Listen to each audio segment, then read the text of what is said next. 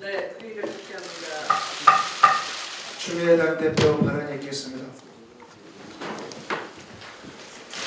어제는 국정조사 청문회에서 드러난 박근혜 정권의 국정농단과 헌정유리는 실체에 우리 국민 모두가 가슴을 쳐야 했던 분노의 하루였습니다.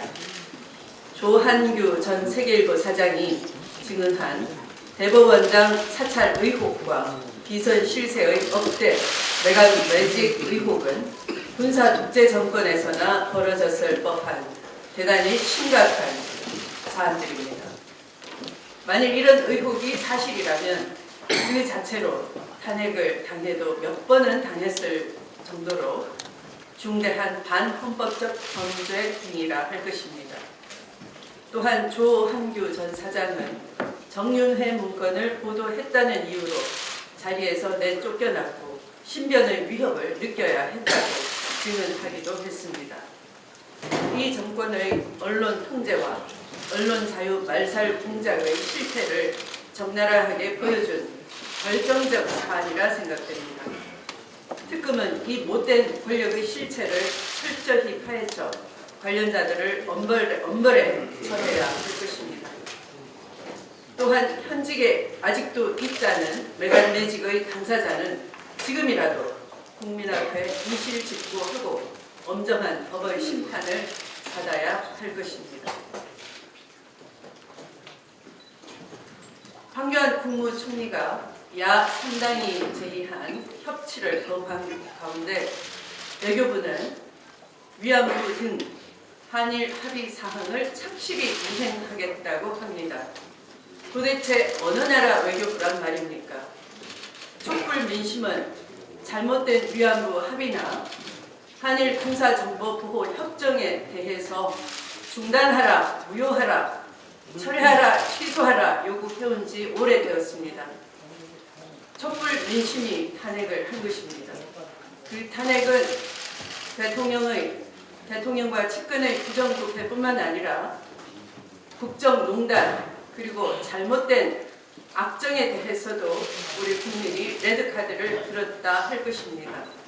그래서 이런 국정수습 방안에 대해서 논의를 해나가야 할 것인데 국회를 회피한 가운데 이런 일들을 착실히 이행하겠다고 상대국에게 약속을 해주는 이 과도 정권은 촛불 민심을 정면으로 도전하고 있는 것입니다. 다시 한번 말씀드립니다.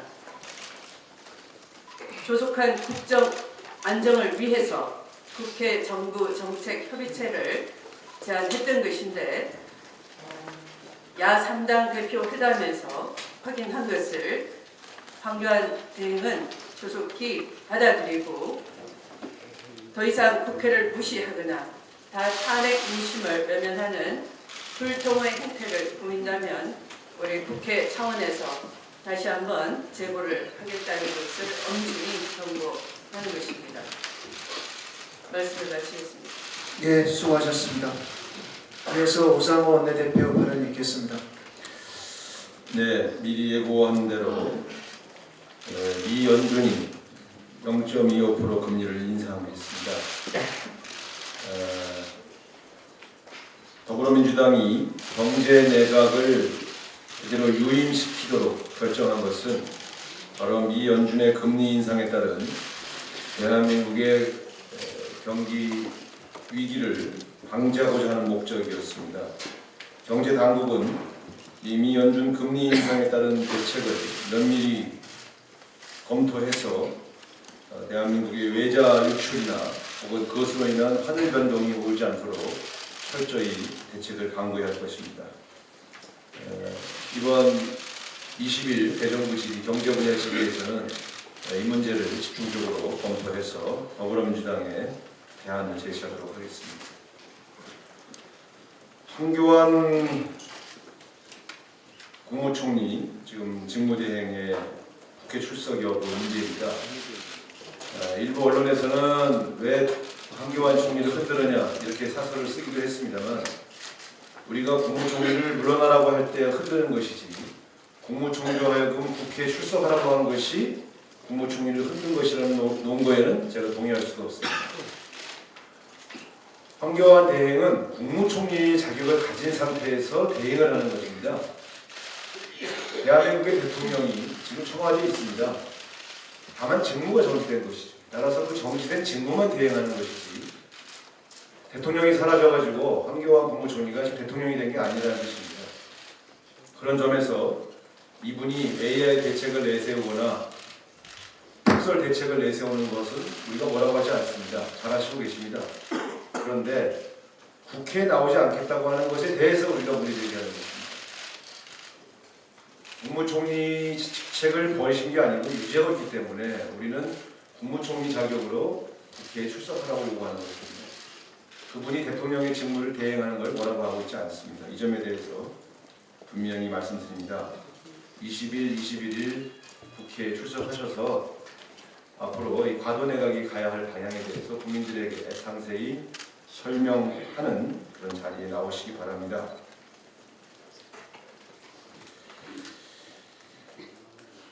어제 국정조사 청문회에서도 나왔습니다만 우리가 박근혜 최순실 게이트를 다루면서 한 가지 신기하게 다루지 않은 것이 있습니다. 정윤회 씨. 사실은 이 게이트의 시작은 정윤회로부터 시작한 것입니다. 2014년까지 정윤회 씨는 청와대의 직책이 없음에도 불구하고 비선에서 대통령을 보좌해 왔습니다. 사실은 정윤회 문건의 핵심은 정윤회의 국정농단으로 시작된 것입니다. 정윤회가 잘린 이후에 그것이 최순실 게이트로 비화된 것이죠. 그런데 우리가 최순실 게이트에 집중하는 동안 정윤회 씨는 그대로 풀어놓고 있었습니다. 그런데 어제 나온 증언을 보면 7억 원 수수의 의혹 당사자로 정윤회 씨가 거론되었습니다. 따라서 이제는 최순실 씨의 전 남편인 정윤회 씨가 2012년 대선이 끝난 이후 2014년 역할을 중단할 때까지 어떤 일들에 관여되어 있는지도 밝혀야 한다 이렇게 말씀드립니다. 최순실 씨보다 더하면 더했지 덜하지 않았다는 것을 우리가 알고 있습니다. 이 문제에 대해서도 언론의 관심과 수사당국의 관심을 촉구하고자 합니다. 마지막으로 한 가지 말씀드리겠습니다. 어제 기재위에서 면세점 사업자 추가 선정 관련한 감사원의 감사 청구를 의결하였습니다. 지난해 12월 관세청은 면세점 추가 허가 방안을 전혀 검토한 바 없다고 밝힌 바 있습니다. 그런데 불과 몇 개월 만에 입장을 바꾸었습니다. 우리는 그래서 이 입장이 바뀐 데에 바로 대통령과 특정 대기업의 결탁이 있었고 그 대가가 면세점 허가로 이어진 것이 아니냐는 뇌물 혐의에 대해서 지속적으로 우리가 문제를 제기해왔습니다. 따라서 이 문제에 대한 감사원 감사 결과 전혀 이러한 사실이 아니다라고 밝혀질 때까지는 면세점 허가 발표를 해서는 안 됩니다. 상식적인 거 아니겠습니까? 따라서 감사원 감사가 끝날 때까지는 관세청은 의혹의 대상인 면세점 허가 발표를 해서는 안 된다. 이 점을 다시 한번 강조하고자 합니다. 만일 허가가 난 이후에 그 중에 한 군데라도 대통령의 뇌물죄와 관련된 기업이 밝혀질 경우 그 허가를 취소하기도 어렵고 그 투자를 막기도 어려운 거 아니겠습니까? 그런 점에서 저는 감사원 감사가 끝날 때까지는 관세청이 면세점 추가 선정을 강행해서는 안 된다는 점을 다시 한번 강조하고 만약 대통령의 뇌물죄 혐의가 사실로 밝혀질 경우 그리고 이 감사원 감사 끝나지 않은 상황에서 관세청이 면세점을 추가 허가할 경우 관세청도 반드시 그에 따른 책임을 져야 한다는 점을 지적하겠습니다. 이상입니다. 예, 수고하셨습니다. 이어서 손현섭 최고위원의 발언 듣겠습니다.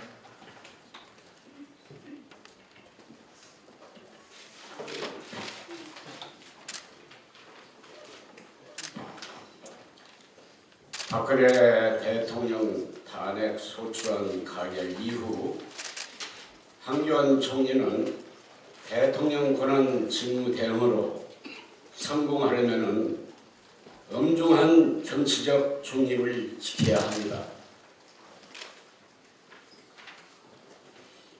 여야정 협치를 통한 국회의 도움을 받는 협조가 불가피하기 때문에 황 대행은 국회를 존중하고 야당의 협조가 있어야 난국을 수습할 수 있습니다. 직무대행의 취지는 상황 관리에 있다는 것을 명심하시기를 바랍니다. 우리 민주당은 국가 안정을 위해 한교한 체제를 유gin하면서 지켜보겠다는 입장에서 여야정 협의체 구성을 촉구한 바 있습니다. 협치를 통해 적극적으로 돕겠다는 우리 당의 주장에 겸허한 자세로 귀를 기울여야 합니다. 지금 전개되고 있는 황권한 대응의 행보에 대해 상황 관리에 중점을 두기보다 국정청약으로 세를 공고히 하여 보수 대통령이 되겠다는 야심을 가진 것이 아닌가 하는 의구심이 나오고 있습니다. 황권한 대행이 인사권을 행사하고 보수 언론들을 초청하여 소통하는 간담회를 가진 것도 자칫 보수 대통령을 답습하겠다는 것으로 비칩니다. 일련의 정황을 볼 때에 과연 황권한 대행이 직무 대행을 성공적으로 마무리할 수 있을까 하는 우려와 걱정이 앞섭니다. 만에 하나 그런 잘못된 환상에 젖어 있다면 역사에 오점을 남기고 실패한 권한대행으로 기록될 것입니다. 황교안 대통령 권한대행이 성공한 권한대행으로 역사에 기록되기 바라는 진정한 마음에서 다가오는 대선의 출마 여부를 즉각 국민 앞에 확실하게 밝혀주실 것을 촉구합니다. 감사합니다. 예, 수고하셨습니다. 이어서 전해철 최고위원의 발언 읽겠습니다. 지난 9일 국민의 영혼으로 탄핵 소추안이 압도적으로 의결되었고 헌법재판소도 심판 준비에 속도를 내고 있습니다. 조속한 국정 안정을 위해 탄핵 심판이 신속히 내려지길 모든 국민이 기대하고 있습니다. 하지만 소추 대리인 선정이 원활히 진행되지 못하면서 국회가 신속한 심판에 협조하지 못하는 것으로 비춰지고 있습니다. 소추위원인 권성동 법사위원장이 소추위원 대리인단을 선정함에 있어 야당과 협의 없이 독단적 행태를 보이고 있기 때문입니다. 어제 권성동 위원장은 우리 당과 협의 없이 대리인단의 총괄팀장과 각 팀의 팀장급 변호사를 선정해 발표했습니다. 더구나 총괄팀장은 언론 인터뷰를 통해 신속한 결정을 바라는 국민들의 요구와는 동떨어진 발언을 했던 인사로 대리인으로서는 매우 부적절하다 할 것입니다. 독단적인 행위이자 명백한 월권 행위입니다. 국회법에 따라 탄핵 심판 절차에 당사자는 국회이며 소추위원은 국회를 대리하는 소송 수행자에 불과하다고 할 것입니다. 심판 과정에서 국회를 대표해 국회가 의결한 탄핵 소추안대로 탄핵 결정이 날 수 있도록 최선을 다해야 할 의무가 소추위원에게는 있을 뿐입니다. 비소추자인 박근혜 대통령과 같은 당적을 가진 법사위원장이 소추위원 대리인단 선정을 독점하게 되면 탄핵을 의결한 국회 의사를 충분히 대리할 수 없다고 할 것입니다. 따라서 소추위원은 자신을 대리한 대리인단을 구성하는 데 집착할 것이 아니고 국회를 그리고 최종적으로 국민의 의사를 대리할 대리인단을 꾸려야 할 것입니다. 이번 탄핵안을 발의하고 의결을 이끌어낸 야당과 충분한 협의 과정을 통해 국민들이 납득할 만한 대리인단을 구성할 것을 권성동 법사위원장에게 촉구합니다. 독단적 행태를 중단하지 않는다면 성남 민심은 잘못된 대리인 선정 절차 및 소추 절차에 대한 책임을 묻게 될 것이라는 점을 분명히 경고합니다. 오늘 일간지에 실린 황교안 권한대행 총리의 세월호 수사 외압과 수사팀에 대한 인사조치는 매우 충격적입니다. 정부의 구조 실패 책임 여론이 커질 것을 우려해 해경청장을 업무상 과실치사 혐의로 기소하는 것은 황교안 당시 국무부 장관이 광주지검에 압력을 행사했고 보복 인사까지 했다는 증언입니다. 정권의 불리한 사건에 대한 수사를 이유로 현직 검찰총장을 찍어내고 수사팀장에게 압력을 가하고 좌천시켰던 국정원 댓글 사건과 전혀 다를 바가 없습니다. 촛불 민심은 적폐 청산을 외치고 있습니다.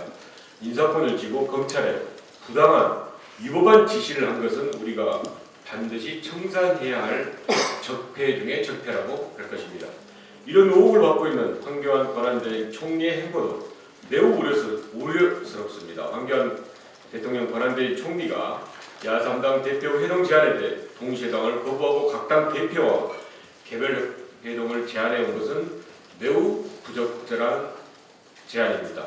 대통령의 직무정지로 인해 민주적 정당성을 부여받은 국회와 황 권한대행이 긴밀하게 협력해야 합니다.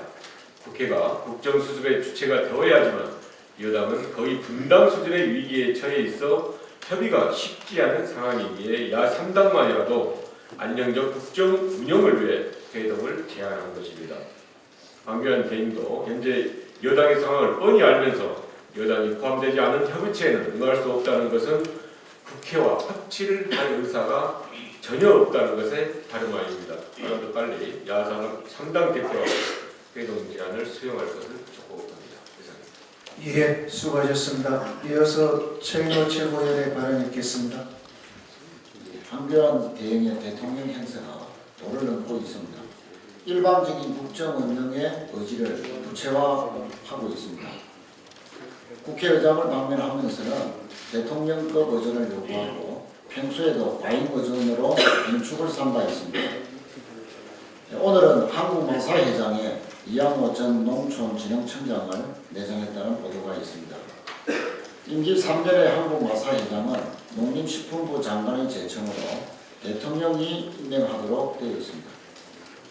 황 대행이 대통령을 대신해서 인사권을 행사하겠다는 것인데 급하지도 않은 마사회장 자리에 대행이 인사권부터 행사한 것은 대단히 부적절하다고 판단합니다. 왜 이 정부는 대통령이나 총리나 말에 대해서 관심이 그렇게 많은지 이해가 가지 않습니다. 국민과 국회로부터 탄핵당한 박근혜 정부가 국회와 협치에 대한 성의 있는 태도는 보이지 않으면서 재빠르게 인사권부터 행사하겠다는 것은 도대체 납득하기가 어렵습니다.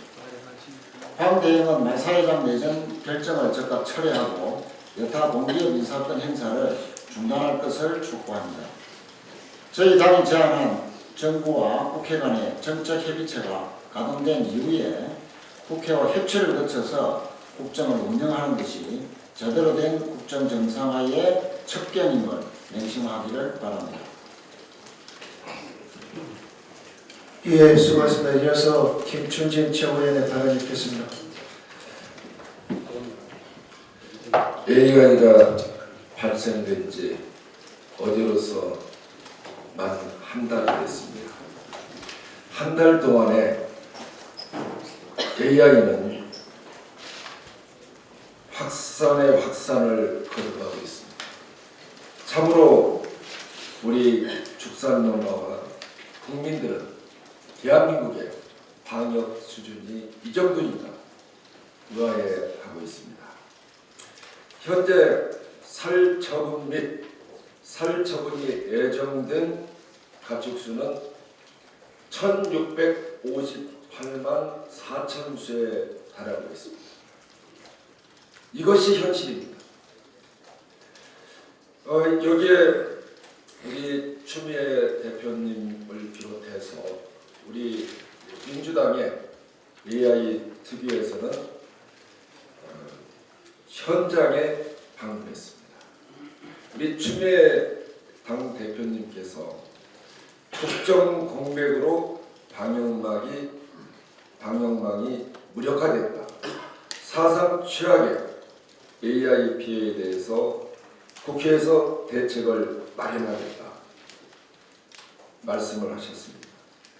아무리 탄핵 정국이라 하지만은 우리 추미애 대표님을 비롯한 저희 민주당은 한치의 오차도 없이 우리 민생을 챙기고 전염병과 싸우겠습니다. 저는 이렇게 확산된 데는 우리 정부의 초기 방역 대책, 즉 골든 타임을 놓친 데 있다고 봅니다. 이 전염병이 발생됐을 때 우리나라가 이 조차하는 수준을 보면 이동 제한부터 합니다. 그런데 저는 다른 나라의 예를 보면은 소독부터 합니다. 그리고 과학자가 우선시됩니다. 바로 바이러스에 대한 항원 검사를 대폭 강화하고 또 방역 전문가들이 방역에 나섭니다.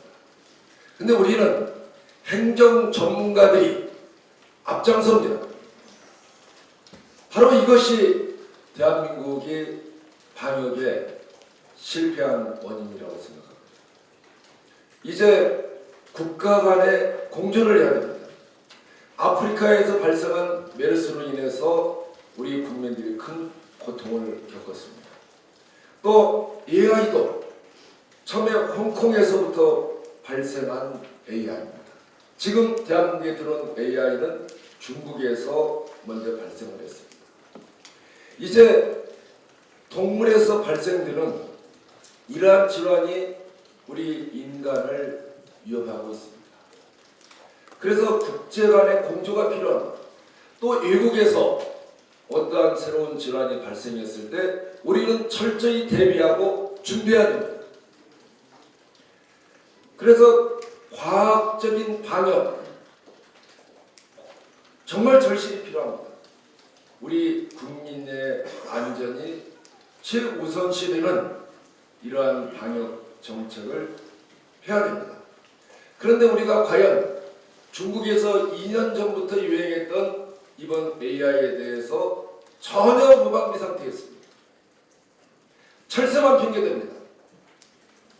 그런데 과연 철새로 인해서 수직적인 감염만 있는 것이 아니라 지금 방역 실패에서 수평적인 이런 우리가 감염이 지금 많이 보고되고 있습니다. 정말 한심합니다. 이제 근본적인 대책을 세워야 됩니다. 그리고 정부의 체계도 바꿔야 됩니다. 첫 번째, 부처 간의 이기주의 없애야 됩니다. 인수공통 전염병 연구소를 만들어 놓고 우리 부처 것이 아니다 해서 연구비마저도 제대로 지원하지 않고 또 인원도 없는 그러한 이름뿐인 연구소, 이제 범정부적으로 지원을 해야 됩니다. 부처의 이기주의 이거 당연히 타파해야 됩니다. 그리고 전문가가 우선시되는 사람이 만들어야 됩니다. 저는 다시 한번 우리 정부에 강력히 호소합니다. 여기에 따른 종사가 정말 어렵습니다. 어제 추미애 대표님께서 가금 농장으로부터 그 조합장이나 많은 건의를 받았습니다. 이분들이 보다 경제적인 어려움에서 헤어나가 또 방역을 잘할 수 있도록 지자체의 특별한 지원 그리고 앞으로 우리 국민들의 건의를 받아들여서 우리 국회에서 철저히 대책을 세우도록 하겠습니다. 고맙습니다. 예, 수고하셨습니다.